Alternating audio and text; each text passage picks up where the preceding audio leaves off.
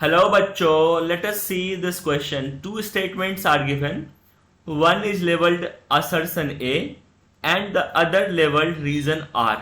Select the correct answer to these questions from code first, second, third and fourth as given below.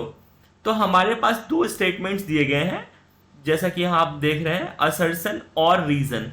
हमें इन दोनों statements को पढ़ना है और पढ़ने के बाद ये जो ऑप्शंस दिए गए हैं, इन ऑप्शंस में से हमें करेक्ट आंसर को चूज करना है. तो हमारा असर्शन है there is a decline in child sex ratio in India. तो इंडिया में क्या है, चाइल्ड सेक्स रेशियो में डिक्लाइन हुआ है.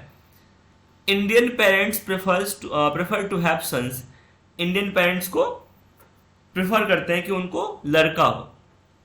तो आइए देखते हैं इस क्वेश्चन के पीछे का हमारा key concept. So the key concept behind this question is patriarchy. Patriarchy क्या है? पेट्रियार्की का मतलब होता है पितृसत्ता, मतलब रूल बाय द फादर.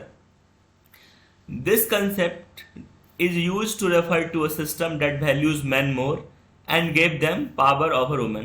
तो एक ऐसा सिस्टम है, ऐसा डिस्क्रिमिनेटरी सिस्टम है जिसमें माना जाता है कि मेन की वैल्यू क्या है, ज्यादा है, और ये सिस्टम मैन को राइट्स देता है ओवर वुमेन, जो कि एक बहुत ही डिस्क्रिमिनेटरी इन नेचर है.